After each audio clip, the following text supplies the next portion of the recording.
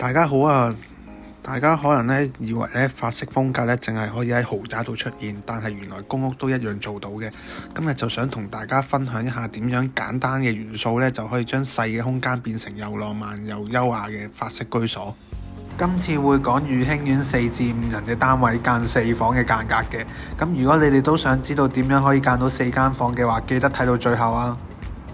空間有限，但想像無限。幻想室內設計，延續空間無限想像。記得訂閱我嘅頻道，一有新片即刻通知你，包保唔會錯過任何資訊。咁首先想同大家講下法式風格嘅元素啦。咁法式風格咧最主要嘅靈魂咧就喺呢個色彩同細節方面。牆身咧會用奶白色或者米色或者淺灰色，配搭少量金色或者古銅色咧，就能夠咧做出一個高雅嘅氣氛。咁線條方面咧，可以簡單咁樣咧喺牆身做一啲線條嘅裝飾咧，唔需要太複雜嘅，但係已經可以帶出到法式嘅味道。材質方面咧，我哋會建議用木紋地磚啦，或者木地板啦、絲絨嘅窗簾啦、布藝嘅梳化啦，都係一啲常見喺法式嘅元素裏面嘅。再加上一啲小吊燈啊，或者壁燈啊，空間咧嘅格調會立即提升。咁今次呢個單位呢，我哋就間咗4間房嘅。咁其中一間房啦，我哋可以睇一睇主人房呢一度啦。咁我哋做咗一啲花線嘅門板啦，同埋做咗一啲中空位俾佢可以放下手機啊、放下書啊咁樣嘅。咁衣櫃門方面呢，我哋就做咗條子嘅暗門啦。咁整體睇落去呢個效果呢，都係比較簡樸少少嘅，因為我哋用咗純白色去設計啦。而且咧收納方面咧，我哋都考慮過，因為空間有限啦，地方細啦，所以就建議做埋地台嘅，咁就可以地台連埋油壓床一次過嘅收納咯。咁平時啲行李箱都可以放喺地台裏面，同埋放喺油壓床裏面嘅。咁嚟到第二間房啦，我哋會見到啦，有書台啦，同埋有條子嘅床頭板啦。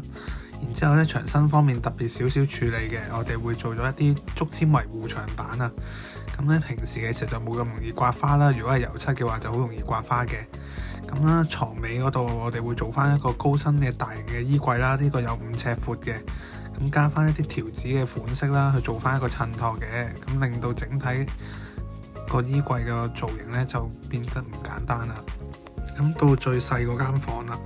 咁呢間房咧佢就床尾會有個入牆式嘅衣櫃啦，雙面櫃嚟嘅。然之後床頭板咧，我哋會做咗一個 moon 皮嘅設計啦，就係一啲床頭軟包嘅設計嚟嘅，就底到頂做翻個延伸嘅效果，咁睇落去間房咧就會大啲啦。咁好啦，嚟到最後呢間房啦，咁呢間房咧就會比較大啲嘅，咁佢就放咗一張4尺床啦，同埋一張書台啦，書台旁邊仲可以放到一個高身嘅收納衣櫃啦。咁佢整體嘅房間咧就係比較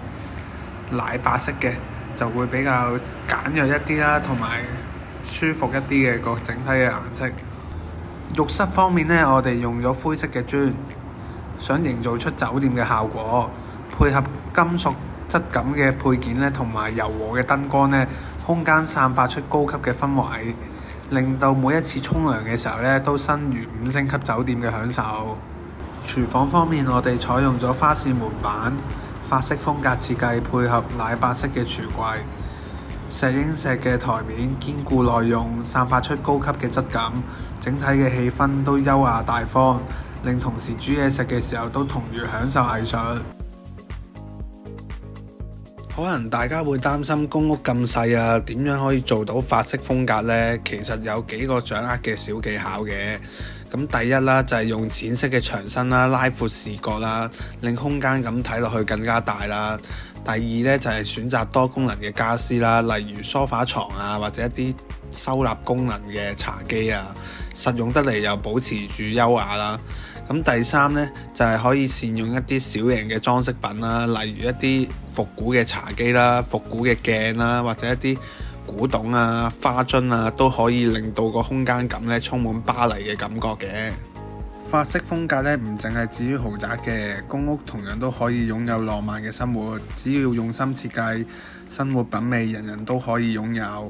令設計咧走進我哋嘅日常，令浪漫咧成為我哋每個人生活嘅標誌。